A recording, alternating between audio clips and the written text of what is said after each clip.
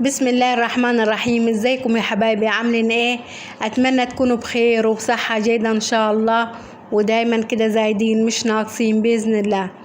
النهارده يا جماعه انا هعملكم روتيني اليومي اللي اول ما بصحى من النوم بعمله، واللي اكيد حضراتكم كلكم بتعملوه، من كنيس بقى وغسيل مواعين، وهنشتري إيه خضار ايه النهارده، هنتغدى ايه النهارده، الكلام العادي جدا اللي كل الناس بتقوله. هنقول بسم الله الرحمن الرحيم ونصلي على الحبيب عليه افضل الصلاة والسلام، ونقول بسم الله ونبتدي بقى بالكنيس. وبخلي بقى بنتي بقى تساعدني بقى في الحاجات الخفيفة. زي ما بوصيكم دايما يا جماعة، عودوا بناتكم من هي وصغيرة تساعدكم في البيت وتعمل الحاجات الخفيفة، وخلي التقيل عليكي وعشان تتعود بقى وتتدرب بقى، عشان لما تفتح بيت بعدين تبقى عارفة وفاهمة وتعودت من هي وصغيرة. وكمان تكون بقى ايه زي ما انت عودتيها هي تعود بنتها، نفس اللي انت تربيتيها عليه تربيها عليه. فلازم تعودوا بناتكم.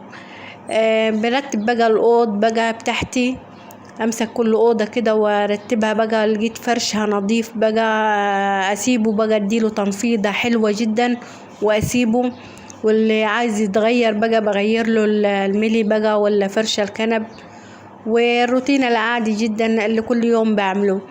واحنا بقى عشان بيوت الصعيد يا جماعة مفتحة، ولا عشان التراب بقى مش شقق مقفلة، لا احنا بيوتنا بيوت مفتحة، فتلاقينا دايما كده يدينا في الحاجة عشان خاطر بقى التراب البيوت مفتحة، التراب بيدخلها كل شوية، فتلاقينا على طول دايما بقى الصبح بقى تكنسي، العصر تكنسي، تنفضي دايما. فعلى طول دايما ايدينا في الحاجة، ودايما بعودكم اني دايما تنفضوا كل يوم، ترتبوا كل يوم عشان خاطر بيتك يفضل نظيف بقى. ولو جاكي مثلا ضيف على غفلة كده، واحيانا بتحصل كتير، لاقيكي مستعدة، بيتك نظيف وحاجتك نظيفة، فلا البيت مش مرتب وكده وتلحقي بسرعة تعملي كل حاجة، لا دايما كل يوم قومي ونفضي ورتبي بيتك وخليه دايما نظيف معاكي. وعايزة اوصيكم على حاجة يا جماعة، الصحيان بدري، والله العظيم الصحيان بدري ده نعمة وصحة ونشاط ليكي، وتقومي كده بنفس فاتحة كده تقومي تعملي الحاجة، مش تكسلي. على فكرة النوم الكتير وبالذات في النهار في الصبح بيجيب صداع أول حاجة، بيجيب الكسل، ما تقومي كده مصدعة مش قادرة تعملي أي حاجة في البيت، تقولي لا اللي هتعمليها النهاردة تقولي لا هعملها بكرة، تأجليها لتاني يوم. فلا لو صحيتي بدري والله العظيم دي عن تجربة، أنا دايما بصحى الساعة 6 أو لو كترت ونمت يعني وراحت علي نومة، ودي أغلبية الأوقات لا، أقوم 7. فأمي بقى ربنا يديها الصحة بتقوم بقى أول ما تصلي الفجر بتفضل صاحية للصبح، تقوم بقى الساعة 5:30 أو 6 تقوم تعمل الشاي، تودي لأبويا الشاي وهي تشرب الشاي وتستناني بقى لما أنا أقوم. فالصحيان بدري بوصيكم بيه يا جماعة، حاولوا تناموا بدري بالليل عشان تصحوا بدري الصبح، والله العظيم صحة وما تحسوش بصداع خالص. احنا عندنا متعودين في الصعيد دايما الكل بيصحى بدري بصراحة، الكل ستات البيوت دايما بتصحى بدري بقى تقوم بدري عشان خاطر بالذات في الصيف الشمس عندنا صعبة جدا في الصيف، فلازم نقوم بدري بقى نخلص حاجتنا بدري، وبنقوم بقى على نفطر الطير، نقوم لغسيل المواعين للكنيس، بعد كده نفكر بقى إذا كان هنشرب شاي، هنفطر ايه النهاردة نشرب الشاي. فلا أول ما بقوم من النوم بقى أنا بقوم أعمل مصالح البيت كلها حتى أفكر أشرب الشاي. على الساعة 8 كده تلاقيني ساعة زمن أكون مخلصة كل حاجة، أقعد بقى إذا كان حفطر أحضر فطار، وده نادرا أنا ما بفطرش بصراحة، أنا بقوم بشرب الشاي، يا إما شاي سادة يا إما شاي بلبن.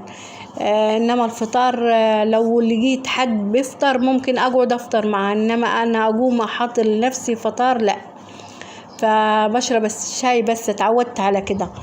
فلا أنا الصحيان بدري والله العظيم نعمة، خلصت بقى غسيل المواعين بتاعتي دلوقتي بغسلها، وخلصت الكنيس بتاعي ورتبت الأوض بتاعتي. وعايزة أقولكم في ناس كتير ما بتحبش غسيل المواعين، أنا مش عارفة ليه، مع إن أنا بحب الغسيل المواعين جدا من أنا وصغيرة. فلا أنا وصغيرة أنا وأخواتي بنقسم، بس في ناس بتغسل المواعين، فدايما أختار أنا غسيل المواعين. فلا والله العظيم حلو غسيل المواعين. يعني الناس اللي بتكسل من غسيل المواعين، انت بس دايما تغسليها اول باول، ما تخليهاش تتراكم معاكي ولا تتكون بقى. وخصوصا لو معاكي طبيخ ده اول باول تقومي غسل المواعين، تلاقي الحوض معاكي نظيف ما فيهوش مواعين، فتحسي براحة كده انت بتطبخي. دايما خلي على طول في الحوض دايما غسيل المواعين على طول. فلازم بقى تغسل المواعين اول باول. خلصت بقى غسيل المواعين بتاعتي وغسلت الكورمل بتاعي. لازم ده بقى اول ما نقوم من النوم بقى على المية الساقعة بقى بحط له التلج بتاعي، ونفضل نشرب فيه لحد الظهر. وفي العصر نفس الحكاية بقى بقوم غسلاه تاني واحط له تلجاية تاني. فانا مش بنحط جزايز في التلاجة وفي ناس بتشرب في الجزايز، لكن الكرمل بيسهل عليكي، بتفضل المية ساقعة فيه من الصبح للظهر. غسلت البوتاجاز بتاعي بقى ونضفته بقى. ولازم بقى ايدك برضو دايما في البوتاجاز يا جماعة، دايما كل ما تطبخي او تعملي اي حاجة تقومي ماسحة وراكي، تقوم البوتاجاز بتاعك يفضل نظيف وزي الفل. زي ما قلت لكم غسلت الكرمل بقى وعبيته ميه وحطيت له التلجايه بتاعتي وغطيته من الغبار. دلوقتي بقى يا جماعه انا اشتريت الخضار بتاعي عشان معايا عزومه بعد يومين، وعايزه اوريكم بقى الاسعار بتاعتنا عامله ازاي تحت الخضار بتاعتي. تقومي بقى بدري كده تشتري خضارك بدري كده طازه، تلقيه طازه معاكي عند بتاع الخضار. اشتريت خيار يا جماعة الكيلو بقى على 15 جنيه. ودي طماطم 2 كيلو على 10. زي ما عارفين بقى الطماطم مجنونة، مرة فوق ومرة تحت. والبطاطس بقى الكيلو اشتريت 2 كيلو ب25 جنيه. هي الكيلو عايزة اديها ب20، انا خدت الاتنين ب25. دي بامية بقى، عايزة اعمل طاجن بامية بوراني. الكيلو بقى ب35 بالعافية في رمضان يا جماعة، وقبل رمضان كان الكيلو ب100 جنيه. يعني جيب النص كيلو ب50 جنيه، شوية نزل شوية. ده فلفل بقى، عايزة اعمل محشي فلفل وكوسة. اشتريت كيلو الفلفل ب20 جنيه والكوسة ب15 جنيه الكيلو. والخضرة بقى بتاعتي 3 ب10. الخضرة كزبرة 3 ب10، والشمار 3 ب10. الشمار اللي انتوا عليه بتقولوا عليه شبت.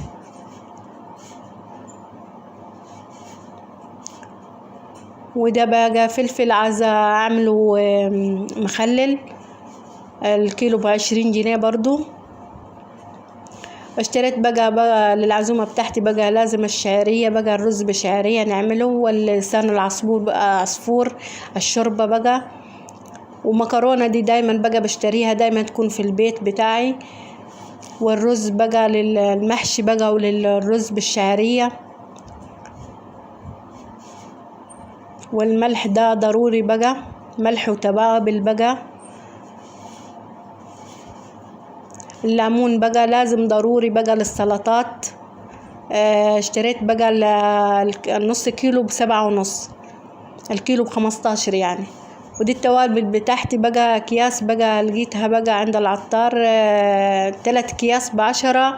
الكزبرة والكمون 2 ب10.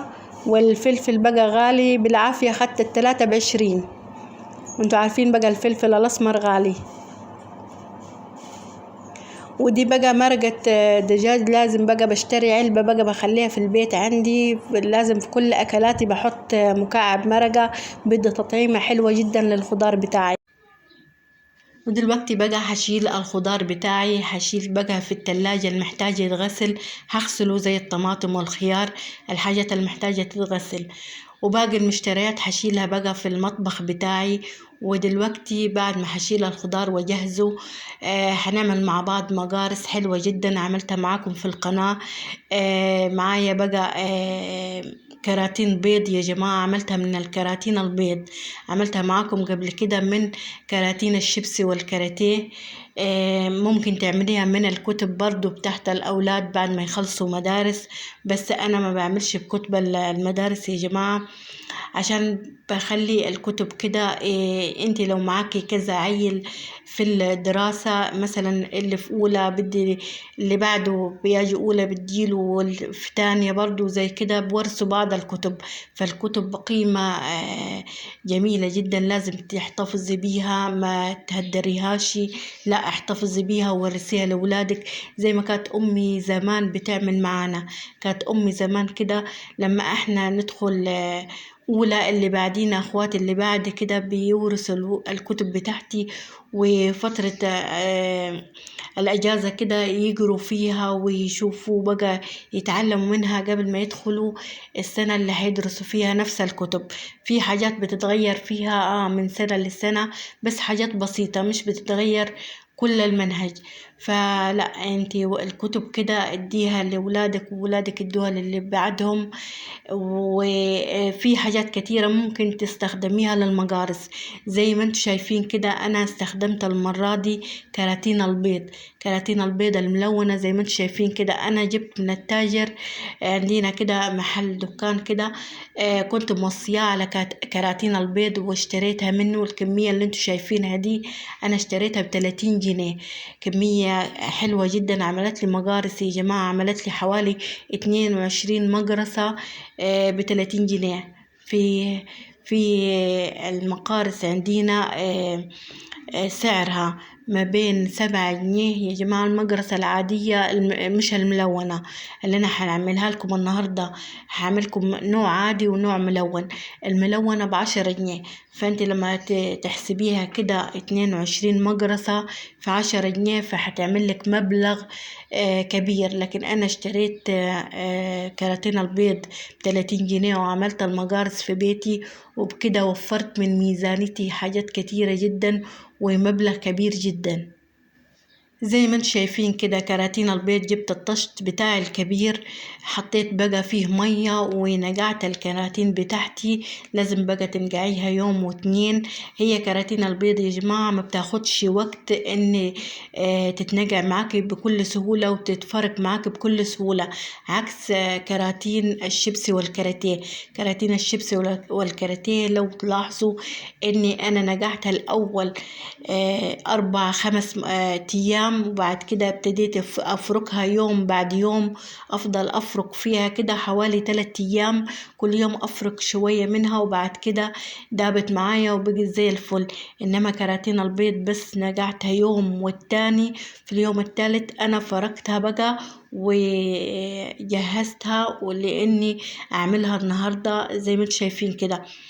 دي المقطعين دي انا مصوراهم من قبلها بيومين، اني جهزت الكراتين ونقعتها في المية. وزي ما انتم شايفين كده لاني مركونة عن صاحبها حوالي شهرين كده حوش لي فيهم، فاكيد من الغبار كده هتلاقوا المية كلها غبار. فانا لا، المية دي غيرتها بعد ما نقعتها كده يوم كده، تاني يوم صفيت المية دي خالص وحطيت مية جديدة، بحيث ان كل الغبار وكل التراب اللي في المية راح، وحطيت مية جديدة ليها وابتديت افرك فيها. ده في اليوم التاني يا جماعة زي ما انتم شايفين كده ابتدت تنقع معايا وابتدت تدوب شوية، بس برضو هخليها يوم تاني لحد ما تتفرك معايا بكل سهولة. زي ما انتم شايفين كده ده اليوم التاني ليها نقعها، وغيرت المية وجددتها. عايزة اقولك المقارص بتبقى سهلة جدا بكراتين البيض، لان هي كراتين البيض معمولة من ورق نفسها، من ورق ملون او ورق سادة، وبتعمل فيه للبيض. وانت بتاخديها كده مجرد ما تنقعيها يوم و2 هتلاقيها اتفركت زي ما انت شايفين كده. بتتفرك معايا بس برضو انا خليتها يوم تاني عشان تتفرك معايا بسرعة جدا. زي ما انتم شايفين كده بتبقى سهلة جدا انك تعملي بيها المقارص بتاعتنا في الصعيد. الفيديو ده لكل ستات الصعيد اللي بتشتري مقارص بتشتريها بالغالي. لا، انت معاكي دكان جنبك او 2 أو 3 كده، روحي لكذا دكان كده وقولي له انت كراتين البيض بدل ما تديها لبتاع الخردة نفس المبلغ اللي هتديله للخردة انا هدفعهولك وزيادة عليه شوية، وانا هاخدها منك. بكده انت بتعملي مقارص نظيفة في بيتك، بتعملي مقارص ووفرتي من ميزانيتك كتير جدا. وزي ما انت شايفين كده الكراتين خدت يومين في المية، والنهاردة هبتدي اعملها. زي ما انت شايفين كده ما بتاخدش وقت خالص يا جماعة، بتتفرق معايا بكل سهولة. ده كله في يوم واحد، انا فرقتها نجحت يومين. وفي اليوم اللي انا هعمل فيها الكراتين اللي هو النهاردة فركتها فركة جامدة كده، خدت لي كانت ساعة افرك فيها لحد ما دابت معايا بالشكل اللي انتوا شايفينه ده. اديها مجهودك كده وافضلي افركي فيها جامد كده، هتتفرك معاك بكل سهولة. كراتين الشيبسي والكراتيه جامدة شوية، فعشان كده بتاخد معاكي وقت ومجهود. انما كراتين البيض بصراحة ما خدش مني لا وقت ولا مجهود. انا واختي كده فضلنا نفرك فيها. على فكرة الكراتين المقارصة النهاردة دي بتاعت اختي، هي اللي اشترت البيض كراتين البيض، وهي محتاجة كانت مقارص، فقلت لها لا ما تشتريش، انا هعملها لك وهعلمك تعمليها.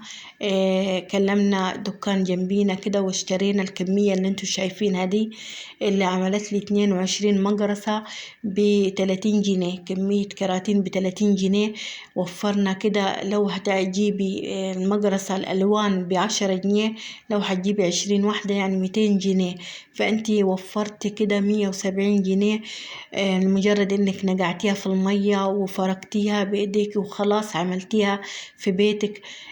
كام يوم كده واحنا في فصل الصيف كده ما بتاخدش وقت كده 3 أيام 4 أيام هتلاقيها نشفت وبقت لك زي الفل. فليه احنا نشتريها بالغالي؟ كانت عايز تشتريها، قلت لها لا ما تشتريهاش، انا بعملها وهعملها لك وهتبقى لك زي الفل واحلى من اللي انت هتشتريها.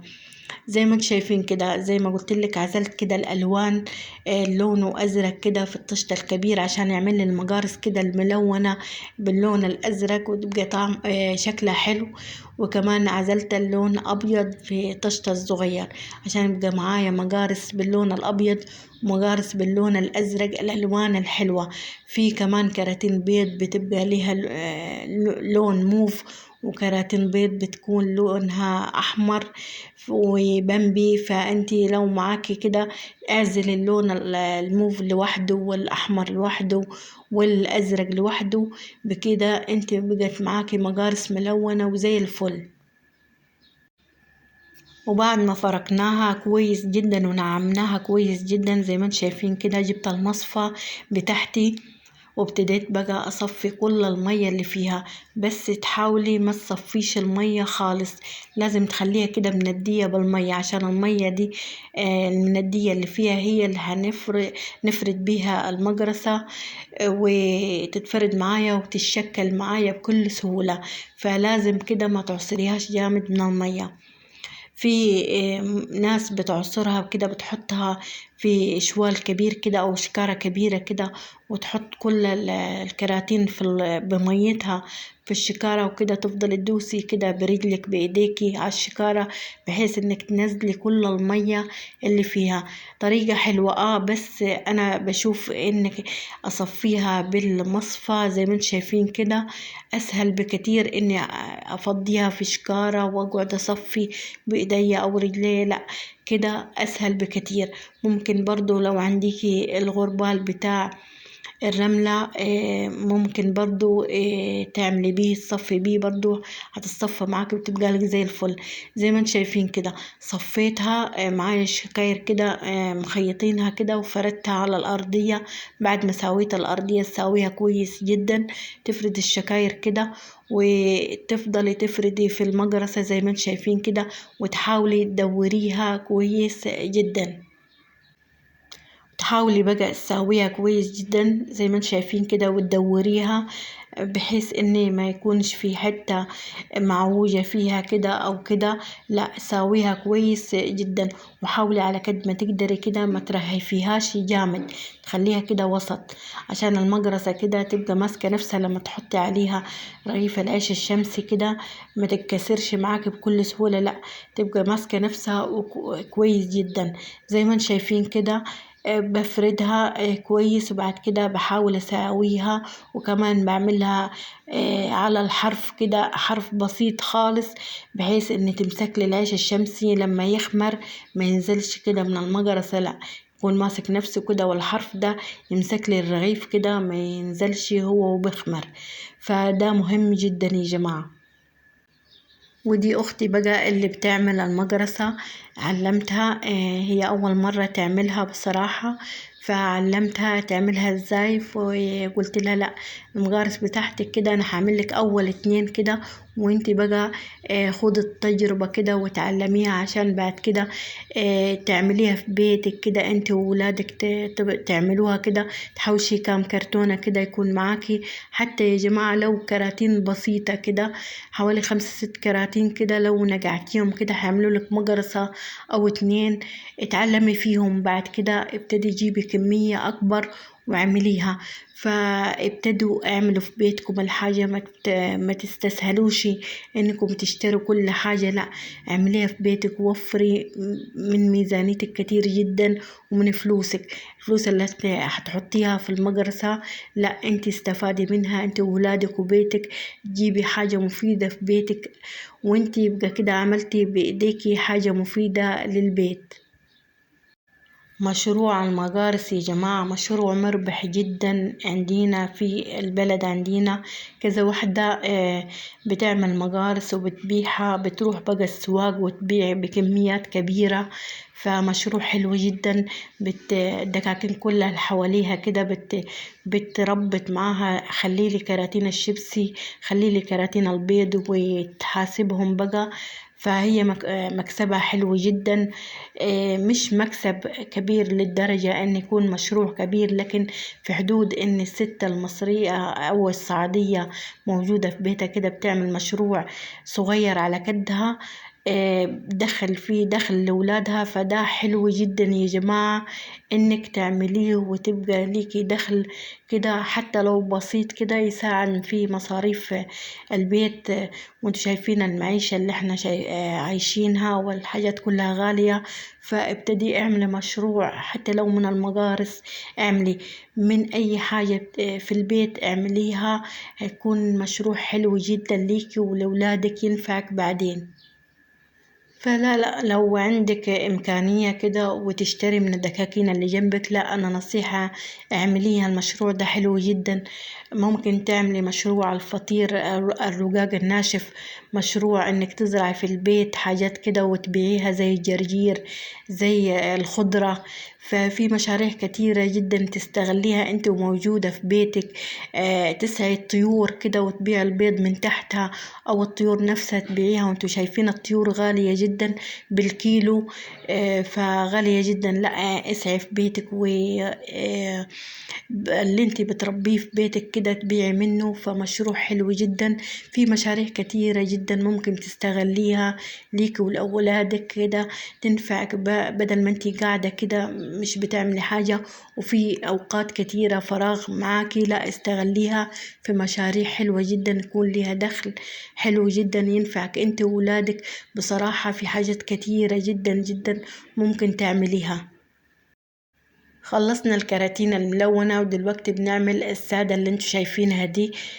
ما بتاخدش لا وقت ولا مجهود وتوفر كتير عليكي. اتمنى تجربوها وتقولوا لي ايه رأيكم فيها، واكيد مشروع حلو جدا.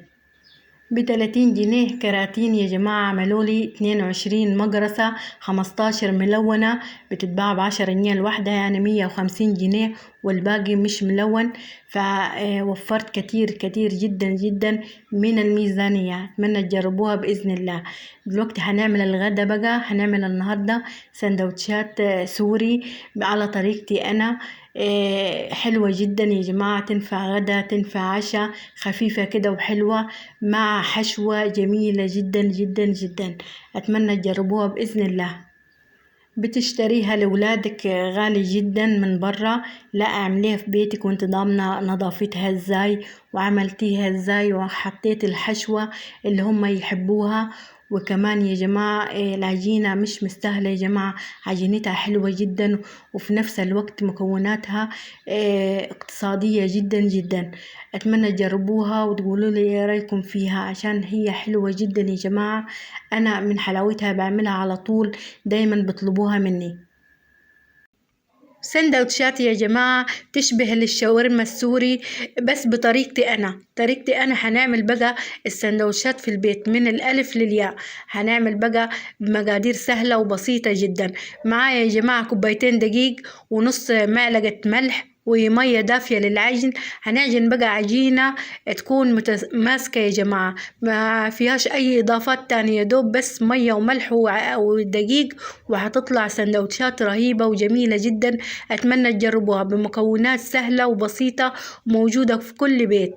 حطيت بقى المية دوبت فيها الملح، وحطيت كوبايتين الدقيق زي ما انتم شايفين كده. هنعجن عجينة تكون بقى، واهم حاجة يا جماعة العجن لازم نعجنها كويس جدا ونملكها كويس جدا عشان هنريحها بقى.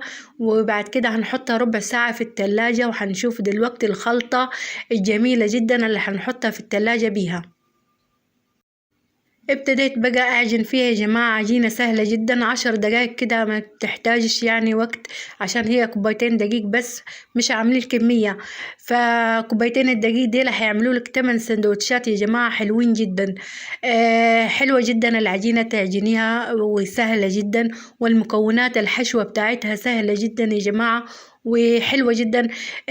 طبعا السندوتشات السوري غالية جدا جدا، فاحنا بقى هنعمل البديل بتاعها في البيت بمكونات سهلة جدا. عجنت العجينة زي ما انتم شايفين كده، هريحها لمدة 5 دقايق بس. ودلوقتي انا سايباها ترتاح. هعمل بقى الخلطة اللي هتخلي لي العجينة بتاعتي سلسة كده وحلوة جدا وطعمها حلو جدا. حطيت بقى 3 معالق زيت، وبعد كده هنحط عليهم 3 معالق من السمنة، اي نوع سمنة بقى تحطيها. هدوب بقى الزيت في السمنة زي ما انتم شايفين كده، وبعد كده هنزل عليهم يا جماعة بمعلقة كبيرة من النشا ده بيخليلك قرمشة كده في السندوتشات، وطعم رهيب جدا وحلو جدا خالص. دوبت زي ما انتم شايفين كده السمنة والزيت. هحط بقى معلقة النشا وادوبهم كويس جدا. حطيت النشا مع خلطة الزيت والسمنة وجهزتهم. دلوقتي جبت العجينة بتاعتي بعد ما ارتاحت 5 دقايق. دلوقتي بفردها بقى عشان اقطعها. تقطعيها بقى 8، تقطعيها 6 على حسب السندوتش انت عايزاه كبير ولا صغير.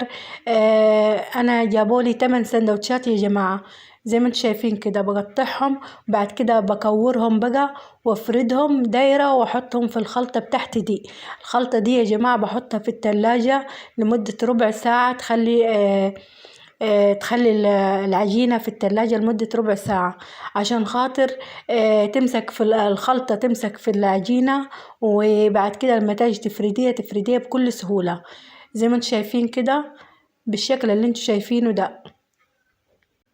بخلص كل كمية العجين اللي انتوا شايفينها. انا قطعتهم على 6، وبعد كده لقيت 2 كبار قطعتهم على 2 تاني عملوا لي 8. بتكوريها بعد كده بتفرديها بايديك زي ما انتوا شايفين كده دايرة، وبعد كده بتحطيها في الخلطة بقى. لازم تحطيها تغطسيها كلها في الخلطة عشان خاطر تطلع لك كده النشا يدخل لجوا كده ويطلع لك مقرمشة. السندوتشات تبقى لك زي الفل. بخلص بقى كل الكمية بتاعتي، وبعد كده هحطهم في التلاجة لمدة ربع ساعة يا جماعة. لازم ضروري تتحط ربع ساعة في التلاجة. بالشكل اللي انتوا شايفينه ده. اخلص كل الكمية وبعد كده زي ما قلت لك هحطها في التلاجة لمدة ربع ساعة، وبعد كده هنعمل مع بعض الحشوة الجميلة جدا وطعمها رهيب جدا جدا جدا. هخلص كل الكمية بالشكل اللي انتوا شايفينه ده. خلصتها بعد كده دلوقتي هحطهم بقى في التلاجة لمدة ربع ساعة. جهزت معايا دلوقتي هحطها في التلاجة. عايزة اقولك لما تقعد في التلاجة النشا كده والسمنة والزيت كلهم بيدخلوا جوا العجينة كده، وبيدي للسندوتشات طعم جميل جدا. حطيتهم في التلاجة دلوقتي هنعمل الحشوة بتاعتنا الجبارة. الحشوة بقى حطيت الطاسة بتاعتي على النار وحطيت لها زيت. مقطعة بصلتين كبار قطع صغيرة زي ما انتم شايفين كده، وجبت بطاطستين يا جماعة بشرتهم نيين، بس بشرتهم بالمبشرة بالشكل اللي انتوا شايفينه ده، وصفيتهم كويس من المية. كمان معايا فلفل رومي مقطعاه قطع صغيرة، ولحمة مفرومة. عايزة تعملي بقى فراخ ممكن تحطي فراخ. اي حشوة، الحشوة دي تحطي اللي انت عاوزاه. دي طماطم يا جماعة، انا طماطمية واحدة مقطعة قطع صغيرة مربعات. حطيت بقى البصل زي ما انتوا شايفين كده. هدبل البصل يا دوب يتدبل كده، وهنزل عليهم بقى باللحمة المفرومة والبطاطس. حشوة جميلة جدا وطعمها خطير جدا يا جماعة. زي ما انتم شايفين كده، أول ما ابتدت تصفر البصلة نزلت عليهم بالبطاطس اللي أنا بقشرها وعصرها. لازم تعصريها كويس جدا من المية. أنا ما كترتش المادة الدهنية يا جماعة للطاسة، عشان خاطر الخلطة الحشوة دي مش عايزة فيها أي سوائل. عشان كده عاملاها بقى موطي عليها البوتاجاز، وحاطة مادة دهنية بسيطة حوالي 3 معالق من الزيت. زي ما انتم شايفين كده نزلت عليهم باللحمة المفرومة والفلفل الرومي. عايزة تحطي فلفل ألوان هيبقى جميل جدا طبعا. هحط عليهم بقى الطماطم. حشوة يا جماعة جميلة جدا والطعم جميل جدا. هحط التوابل دلوقتي، حاطة بابريكا وتوم بودر وبصل بودر، وحاطة فلفل، وحاطة كزبرة وكمون والملح طبعا. التوابل اللي انت تحبيها ممكن تحطيها. عايزة اقولك الحشوة جميلة جدا يا جماعة، وطعم السندوتشات جميل جدا. اتمنى تجربوها. انا جربته مرة واثنين وثلاثة قبل ما اعمله لكم، فجميل جدا. وكل اللي داقوا بصراحة عجبوا جدا جدا. طفيت البوتاجاز بقى وحطيتهم في الطبق عشان تبرد الحشوة، عشان خاطر لما افرد السندوتشات كده لازم الحشوة تكون باردة يا جماعة. جبت بقى العجين بتاعي من التلاجة زي ما انتم شايفين كده. هبتدي بقى افرد بقى السندوتشات بتاعتي واحط الحشوة بتاعتي الجميلة جدا.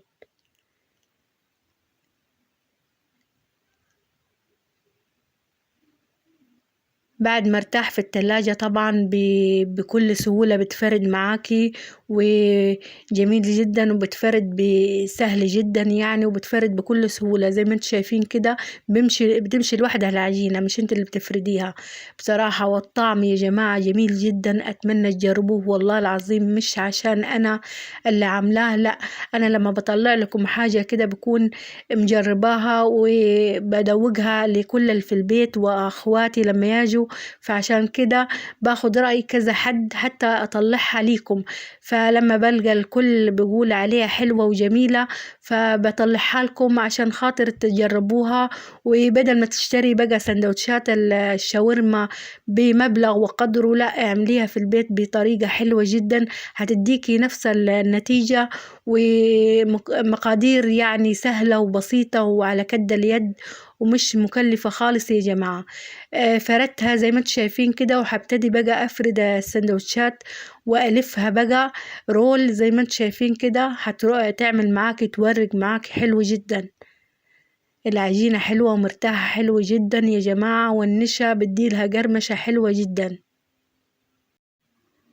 زي ما انتم شايفين كده العجينة سلسة جدا يا جماعة، بتتفرد بكل سهولة. وكمان ما خدناش وقت في المطبخ كتير يا جماعة، عجناها يا دوب 5 دقايق ريحناها وحطيناها ربع ساعة في التلاجة وبنفردها وهتتقلي على طول. انا حقليها بقى يا جماعة، حشويها على الطاسة، يا دوب حطيت نقطتين زيت بس يا جماعة. طبعا عاملين عجين والحشوة، طبعا عجينة سندوتشات بتخن، فعلى قد ما اقدر انا قللت من المادة الدهنية في الحشوة وفي لما تيجي تشويها على الطاسة برضو ما كترتش مادة دهنية، عشان خاطر مش عايزين بقى سعرات كتير ولا اي حاجة. هي عجين وبتخن، طبعا بتخن، بس حاولنا على قد ما نقدر اني نقلل من المادة الدهنية ونقلل من السعرات. زي ما انتم شايفين كده حشوة حلوة جدا، سندوتشات كبيرة يعني تكفي. انت لو خدتي لك واحد كده بتشبعي بصراحة. احنا كنا كل واحد واحد كده وشبع وزي الفل، وممكن تعمليها فطار حلو جدا. ولادك يروحوا بيها المدرسة حلو جدا. بالليل كده في جوع الليل، وطبعا ليل الشتاء الطويل ممكن تعمليها بالليل كده. تاخدي لك سندوتش كده كل ما تجوعي طلعي لك سندوتش حلو جدا يا جماعة. بتفرد بقى كل السندوتشات بتاعتك وتحشيها كلها، تجهزيها، وبعد كده قبل ما تحطيها في الطاسة بتاعتك عايزة اقولك يعني بدل ما تشتري الحاجة من برا وتخلي ولادك يشتروا من برا، المبلغ اللي هتشتري بيه سندوتش واحد صدقيني هتعملي بيه للعيلة كلها، سندوتشات للعيلة كلها. فهتوفري من ميزانيتك، وحاجة انت ضامناها وعاملاها في البيت وحاطة الحشوة اللي انت عارفاها. فلا يعني، والحشوة اللي تحبيها ممكن تحطيها اي حشوة يا جماعة. السندوتشات دي اي حشوة تحطيها تنفع معاها وتبقى زي الفل. فأتمنى إنكم ما تشتروش ولا تعودوا ولادكم تشتروا حاجة من برا. توفروا كده، وانتوا شايفين الغلا اللي احنا فيه والحروب وكل حاجة غالية، فتعودوا اعملوا كل حاجة في البيت. خلصت كل السندوتشات بتاعتي زي ما انتوا شايفين كده. حطيت الطاسة بتاعتي على النار، حطيت لي دوب نقطتين زيت يا جماعة، وحطيت السندوتشات بتاعتي. عايزة اقولك ما بتاخدش وقت على النار، يا دوب دقيقتين تقلبيها الناحية التانية تاخد لون. وبعد كده الجوانب يا جماعة ضروري كمان تعمليها من الجوانب تاخد اللون بتاعها، وبخمس دقايق تقومي تطلعاها، ما بتاخدش وقت ولا سوى خالص يا جماعة. زي ما انتوا شايفين كده، يا دوب بس اخدت لون من تحت ورحت قلبتها الناحية التانية، وحقلبها برضو الناحيتين برضو، وكمان الجوانب حقلبها تتحمر ضروري يا جماعة. زي ما انتوا شايفين كده ما بتكمليش ربع ساعة تقليها، فمتاخدش وقت معك ولا وقفتي كتير في المطبخ ولا عملتي اي حاجة، بسرعة جدا وولادك هيحبوها جدا جدا. سندوتشات جميلة مشبعة يا جماعة، مجرد ما تاخدي واحد كده انت عملتيه سندوتشات جنبه كده كبيرة، فممكن تعمليها صغيرة على حسب ما انت عاوزة. فحلوة جدا، والطعم انا عايزة اقول لك الحشوة جميلة جدا جدا. ممكن تعمليها بفراخ بلانشون بالحشوة اللي انت عاوزاها، بجبن. فتحبي الحشوة اللي انت عاوزاها تحطيها فيها تنفع معاها وتبقى لك زي الفل. بقلبها بقى من الجوانب زي ما انتوا شايفين كده تاخد اللون الذهبي الجميل ده قبل ما تطلعيها. زي ما انتوا شايفين كده بقلبها بقى ضروري الجوانب كده تاخد اللون الذهبي الحلو. مجرد بس ما تاخد اللون كده بتطلعيها على طول، مش هتكون نية ولا اي حاجة يا جماعة، بتكون استوت وبقت لك زي الفل. كده كده احنا الحشوة اللي جواها احنا مسوينها، مجرد بس العجينة بتاعتك ما تستوي، وهي 5 دقايق حلوة جدا على النار هتستوي وبتبقى لك زي الفل. حطيت بقى باقي السندوتشات زي ما انتوا شايفين كده. ما بتاخدش وقت، واقوم مطلعاها على طول. تقلبيها الناحيتين والجوانب ضروري تحمريها. انت واقفة كده يا جماعة بتخلصي كل الكمية بتاعتك بسهولة جدا، وتطلعيها عايزة اقولك لما تتاكل سخنة طعمها جميل جدا جدا. زي ما انتم شايفين كده بخلص كل الكمية بتاعتي. عايزة اقول لك سندوتشات مشبعة جدا. شايفين السندوتش كبير ازاي؟ يعني تاخدي واحد كده وتشبع على طول. كل واحد ياخد واحد كده وتشبع. من كوبايتين دقيق يا جماعة عملنا 8 سندوتشات. لو انت عيلة 6 افراد هتقضيكي يعني مشبعة جدا وطعمها خطير جدا. الحشوة من جوا يا جماعة اتمنى تجربوها بإذن الله وتقولي لي ايه رأيكم فيها. شايفين يعني السندوتش كبير كده وملى العين كده ويشبع، والحشوة اللي جوا خطيرة جدا يا جماعة. عملنا سندوتشات حلوة في البيت من غير ما ندفع فلوس ولا أي حاجة، بمكونات موجودة عندك. أكيد موجودة عندك في التلاجة، هتقومي تعمليها حالا. لو حبيتيها تقومي تعمليها وتقولي لي ايه رأيكم وتكتبوا لي في التعليقات ايه رأيكم. شايفين طعمه خطير جدا يا جماعة. الحشوة اللي من جوا جربوها بقى لولادكم واكتبوا لي في التعليقات ايه رأيكم فيها وجربتوها ولا لسه. مش هتندموا خالص، طعمها خطير جدا والحشوة اللي جواها فعلا حلوة جدا جدا واقتصادية يا جماعة، وما كلفتنيش اي حاجة ولا العجينة كلفتني اي حاجة. واتغدينا بقى ودلوقتي هعملكم الطحينة اللي بنشتريها من برا بطريقة سهلة جدا في البيت. معايا نص كوباية من السمسم. زي ما انتم شايفين كده حطيته في طاسة على النار هحمصه كويس جدا. لازم تحمصيه كويس عشان خاطر لون الطحينة كده يبقى زي اللي بتشتريها من برا. بعد ما حمصته ونزلت عليهم بنص كوباية من الدقيق بالشكل اللي انتم شايفينه ده، نفس الكوباية هي المعيارية. نزلت عليهم بمعلقة كبيرة من السوداني المقشر. هطلع بقى الرطوبة اللي في السوداني في الدقيق واقلبهم على النار لمدة 10 دقايق. بعد كده هطفي عليهم النار وهم سخنين كده في المطحنة يا جماعة واطحنهم كويس جدا بالشكل اللي انتم شايفينه ده. وده بيكون شكله بعد ما يطحن كويس. المكونات يا جماعة في المطحنة، مطحنة التوابل أو في الكبة عندك تطحنيهم المهم كويس جدا. هخلص كل الكمية بالشكل اللي انتم شايفينه ده. ضروري بس انك تنعميهم كويس جدا. جبت الخلاط بتاعي، هحط بقى ربع كوباية من الزيت بالشكل اللي انتم شايفينه ده. هنزل عليهم بالمكونات اللي انا طحنتها، السمسم والدقيق والسوداني. هخلطهم كويس جدا في الخلاط بالشكل اللي انتم شايفينه ده. هخلطهم كويس جدا يا جماعة. وانا خليط السمسم والدقيق حطيت نص المقدار الاول في الزيت، وبعد كده رجعت حطيت بقية المقدار بالشكل اللي انتم شايفينه ده.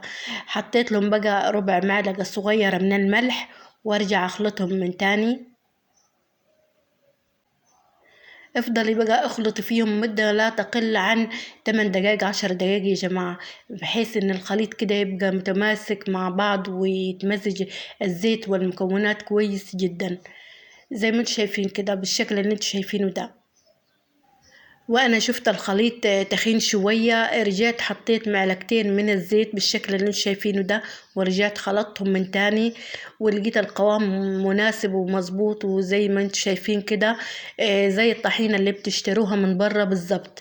زي ما انتم شايفين كده قوامه حلو ومتماسك وحلو جدا. وعايزة اقول لك طعمه حلو جدا، يعني احلى من اللي بتشتريها من برا بكتير يا جماعة. مكوناتها سهلة جدا وبسيطة، مش هتاخد منك وقت ولا مجهود. بدل ما نشتريها من برا، لا ب10 جنيه سمسم عملناها في البيت بطريقة سهلة جدا ومضمونة. أكيد أحسن من اللي بتشتريها 100 مرة. زي ما انتم شايفين كده عملت لي كمية حلوة جدا. وعايزة أقول لك كمية السمسم 10 جنيه سمسم بس اللي اشتريتها. دلوقتي هناخد معلقتين كده هنخففهم بمية يا جماعة، وهتبقى أحلى طحينة تعمليها في البيت. خدت معلقتين كده ومية سخنة هنخفف بيها الطحينة بتاعتي ضروري جدا. كل ما تقعد معاكي هتتقل معاكي اكتر واكتر، فلازم تخففيها بمية سخنة. زي ما انتم شايفين كده حطيت بقى 4 معالق من المية على معلقتين الطحينة واخففهم زي ما انتم شايفين كده. ده قوامها بعد ما خففناه يا جماعة، قوامها حلو جدا. هنتبلها دلوقتي بنص ليمونة ومعلقة من الخل ورشة من الملح والكمون ومعلقة من الزيت، وتبقى جاهزة للأكل. أحلى طحينة تعمليها في بيتك بمكونات مضمونة، سعرها حلو جدا، يعني ب10 جنيه من السمسم عملنا طحينة تقضيكي شهر قدام يا جماعة. طعمها حلو جدا وقوامها حلو جدا، وأحلى من اللي بتشتريه 100 مرة يا جماعة، خصوصا إنك عاملاها في البيت ومضمونة زي ما انتم شايفين كده. جاهزة معايا للأكل بقى، مع سمك يا جماعة، مع تتبيلات، مع سلطة. حلوة جدا زي ما قلت لك، أحلى من اللي تشتريها من برا. وكمان وفرت كده علبة كبيرة عملتيها كده، تاخد معاكي أكتر من شهر معاكي في التلاجة، ما يجرالهاش أي حاجة، وطعمها حلو جدا. جربوها وقولوا لي إيه رأيكم فيها، بدل ما تشتروها من برا لا، اعملوها بمكونات بسيطة جدا عنديكم في البيت. يلا لو عندك المكونات قوم اعمليها حالا وقولوا لي ايه رايكم فيها. وفي العشاء بقى هنعمل تحلية حلوة جدا، الدوناتس اللي بنشتريه بالغالي من برا لأولادنا اللي بيحبوه جدا، لا هنعمله في البيت بطريقة سهلة جدا وبسيطة. أتمنى الفيديو يعجبكم بإذن الله، وتجربوه وتقولوا لي ايه رايكم فيه، لانه سهل جدا يا جماعة، طريقته سهلة جدا جدا جدا، ما فيهوش اي تعقيد خالص خالص. واول خطوة هنعملها هنختبر الخميرة.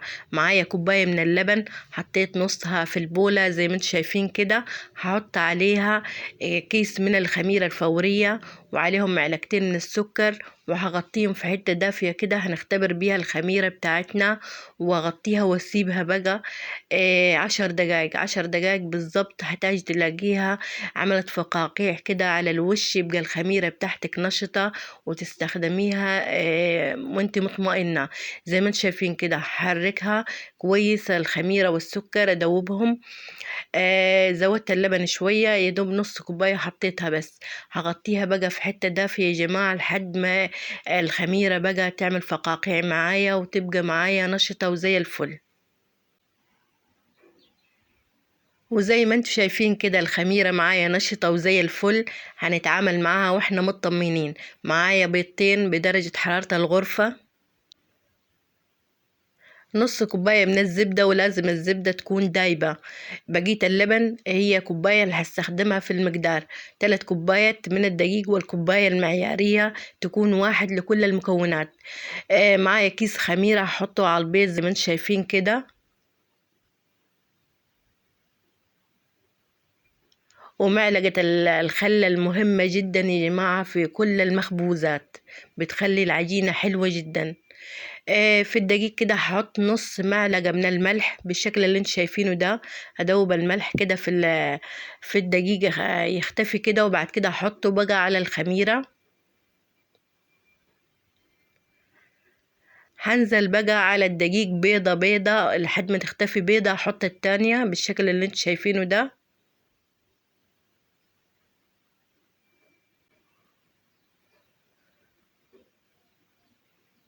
واول ما تختفي البيضة الاولى تنزل بالبيضة التانية على طول. يا جماعة مقداره سهل جدا، أنا استخدمت 3 كوبايات من الدقيق، عملوا لي كمية حلوة جدا من الدونتس. حطيت بقى بقية مقدار اللبن اللي هو بقية الكوباية، أنا حطيت نصها في الخميرة ونص التاني زي ما انتم شايفين كده في الدقيق. هنحط بقى الزبدة، كمية الزبدة كلها. هنبتدي بقى نعجن في عجينة الدونتس يا جماعة. عايزين عجينة طرية، وكمان مخدومة كويس جدا، وتكون عجينة ليها عرق يا جماعة، فلازم نعجنها كويس جدا. هشيل بقى المضرب وابتدي اعجن بايديا بالشكل اللي انت شايفينه ده. لو بتلزق في ايديك العجينة يا جماعة ما تقلقيش خالص، هي عجينة الدونتس لازم تكون بتلزق. حتى لو مش بتلزق هنوصل للمرحلة دي بكمية عجن فيها وتخدميها كويس جدا. لازم يكون ليها عرق ولازم تلزق في ايديكي زي ما انت شايفين كده. حطيتها بقى على الرخامة وابتدي اعجنها بالشكل اللي انت شايفينه ده. ضروري يا جماعة تعجنيها كويس جدا. ابتدي بقى افرديها بالشكل اللي انت شايفينه ده ولموها. ضروري جدا يا جماعة عشان العجينة ما تكونش مكتومة معاكي وتكون كده مخدومة كويس، عشان الدوناتس يديكي النتيجة المظبوطة جدا بالشكل اللي انت شايفينه ده. لو لقيتيها زي ما انت شايفين كده لسه مخرزة، يبقى لسه العجينة محتاجة تتخدم اكتر واكتر. زي ما انت شايفين كده ببتدي افردها والمها وافردها والمها لحد ما كده العجينة تطرى معايا وتكون ليها عرق وتكون طرية وملزقة معايا بالشكل اللي انت شايفينه ده. ما تقلقوش يا جماعة، كل ما تعجني فيها هتديك النتيجة المضمونة. افضلي بس اعجني فيها زي ما انت شايفين كده بتلزق في ايديا، ودي النتيجة اللي انا عاوزاها والنتيجة المطلوبة بالشكل اللي انت شايفينه ده. افضلي بقى اعجني فيها لمدة ربع ساعة لحد ما توصلي للنتيجة اللي انت شايفينها دي. عجينة مخدومة كويس وليها عرق وبتلزق في ايديكي بالشكل اللي انت شايفين ده. تمسكيها في ايديكي كده تحسيها ان سايبة من ايديكي، يبقى كده العجينة مظبوطة وزي الفل. جبت البولة بتاعتي هدهنها دهن الزيت بالشكل اللي انت شايفينه ده. هحط العجينة بتاعتي بقى وهسيبها في حتة دافية لحد ما تختمر معايا وحجمها يتضاعف. زي ما انتم شايفين كده حجمها اتضاعف وخمرت. انا ما كملش معايا تلت ساعة، الجو حر يا جماعة فما بتكملش معاك النص ساعة. سبتها بقى تلت ساعة لقيتها خمرت وزي الفل. ههبطها وضروري جدا تهبطيها بالشكل اللي انتم شايفينه ده. هفردها بالنشابة بالشكل اللي انتم شايفينه ده. عايزين سمكها يكون حوالي نص سنتي يا جماعة، ما تكونش ارفع من كده. ببتدي بقى اقطعها بقى سواء عندك قطعة الدوناتس او اي قطعة يا جماعة. كوباية شاي بلبن، او زي ما انتم شايفين كده انا جبت غطاية سمنة ل2 كيلو قطعت بيها بالشكل اللي انتم شايفينه ده. اي تقطيعة تحبيها بأي حاجة عندك تستعمليها. هبتدي بقى اقطع كل الدونتس بتاعتي كل العجينة بالشكل اللي انت شايفينه ده.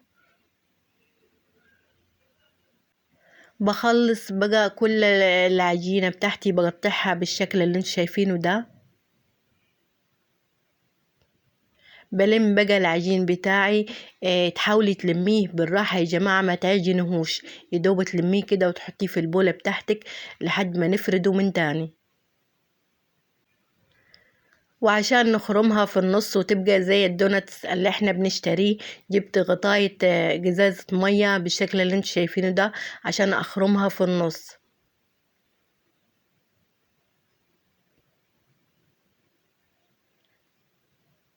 بعمل بقى كل الكمية بالشكل اللي انت شايفينه ده.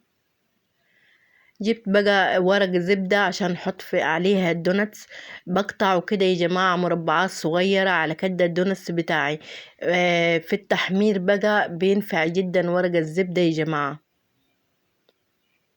لما ابتدي بعد ما يخمر الدوناتس بتاعتي وابتدي احمر فيه هتشوفوا ورقة زبدة بينفع كده في عملية انك تنزليه في الزيت بكل سهولة.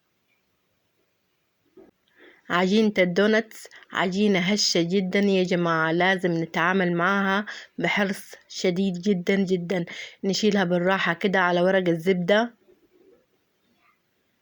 وهنسيبها بقى في حتة دافية كده لحد ما تختمر معايا.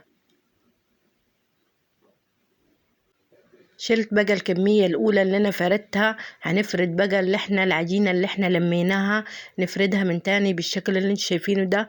حاولي بقى ما ترفعيش جامد يا جماعة. وزي ما عملنا المرة الأولى بعد ما نفرد العجينة كده بغطاية علبة السمنة، هنقطع الدوناتس بتاعتي بالشكل اللي انت شايفينه ده، وبرضو أخرمها في النص بغطاية جزازة المية. بخلص بقى كل الكمية بتاعتي، وبعد ما اقطع كده ألم العجينة من تاني وابتدي أفردها من تاني.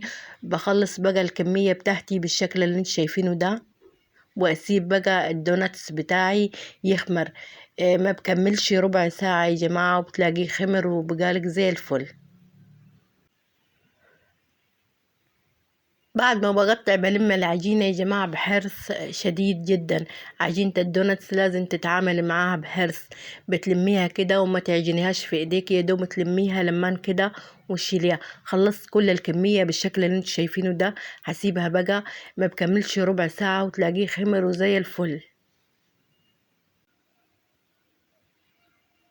شايفين بقى خمر وحجمه اتضاعف وزي الفل، ما كملش الربع ساعة معايا وخمر وزي الفل.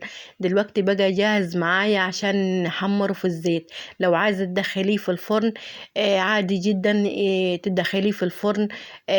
سخن الفرن من فوق ومن تحت يا جماعة وتهديها على نار متوسطة. الأول بس تدهني وشه بلبن ضروري وتدخليه الفرن على نار متوسطة ويطلع لك زي الفل.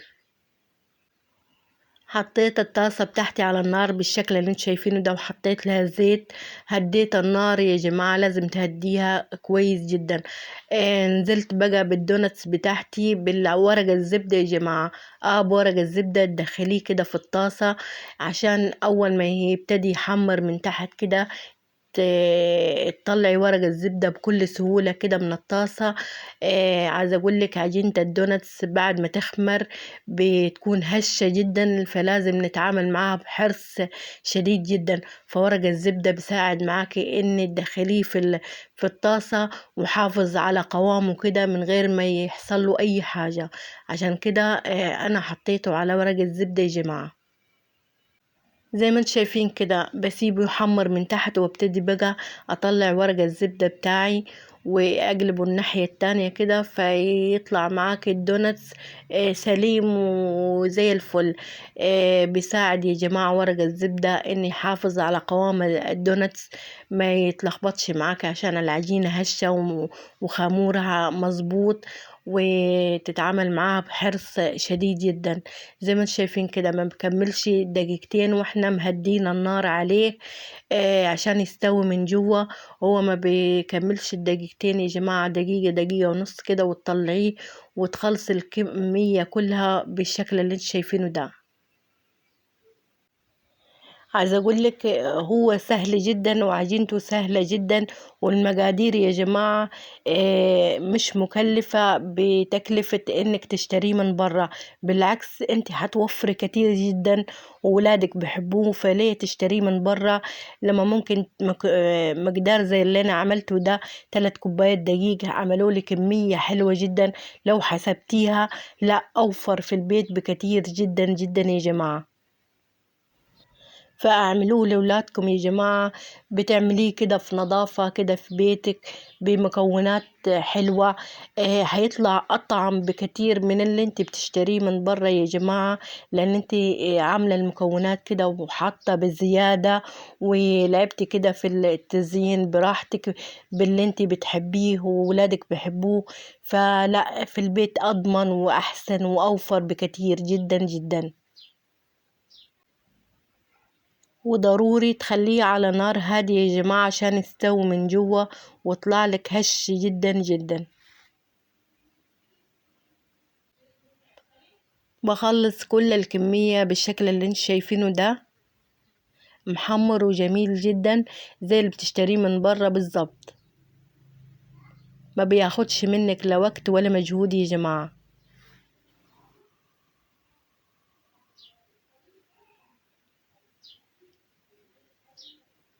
خلص بقى كل كمية الدونتس بتاعتي حمرتها. دلوقتي بقى هنعمل التزيين بتاعي. معايا شوكولاتة سودا وشوكولاتة بيضة زي ما انتم شايفين كده، وحاطة حلة على النار فيها مية تغلي. هنسيحها على بخار مية زي ما انتم شايفين كده. بقطع الشوكولاتة بتاعتي بالشكل اللي انتم شايفينه ده، وابتدي بقى اقطع الشوكولاتة البيضة بنفس الطريقة. تقطعيها قطع صغيرة كده عشان تسيح معاكي بكل سهولة.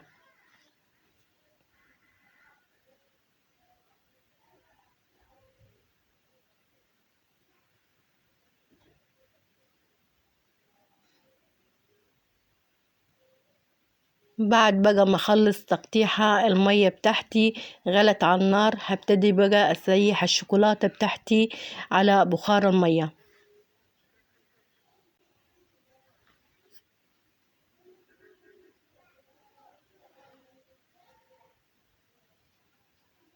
حطيتها بقى زي ما انتم شايفين كده. هسيحها بقى على نار هادية. اول ما تبتدي تسيح معايا الشوكولاتة هحط لها معلقتين من الزيت، بديلها لمعة حلوة جدا الزيت.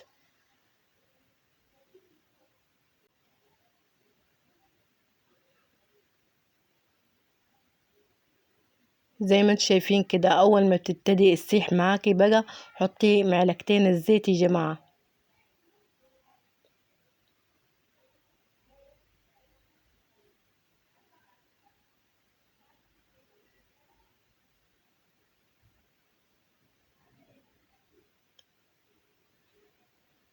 زي ما انتم شايفين كده الشوكولاتة ساحت معايا. هشيلها بقى وابتدي اسيح الشوكولاتة البيضة بنفس الطريقة. هي اول ما تبتدي تسيح معايا الشوكولاتة هنزل عليها بمعلقتين من الزيت. زي ما انتم شايفين كده سيحت الشوكولاتة. الدونتس معايا زي ما انتم شايفين كده جاهز. بحط الدونتساية في الشوكولاتة بالشكل اللي انتم شايفينه ده واطلعه على ورق الزبدة. نفس الطريقة بعملها في الشوكولاتة البيضة. التزيين بقى تلعبي بيه براحتك كده انت وولادك كده، تزيني بالطريقة اللي انت حاباها. تحطي شوكولاتة بيضة عليها شوكولاتة سودا أو العكس، زيني بفورماسيلا.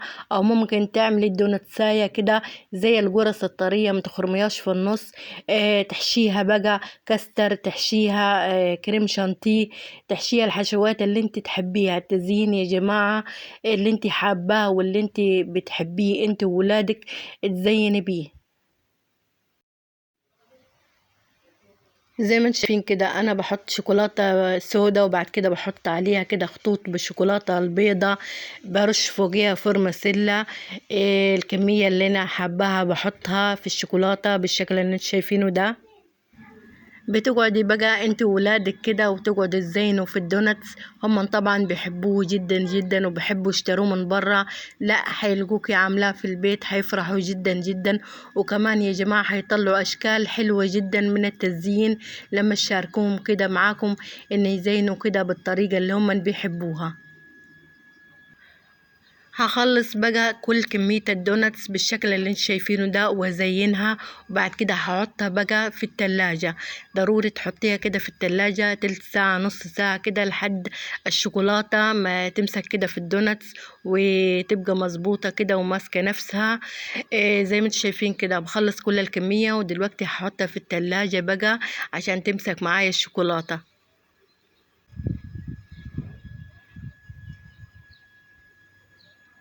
خلص بقى كل الكمية دلوقتي هحطها في التلاجة بقى عشان تمسك كده لمدة نص ساعة.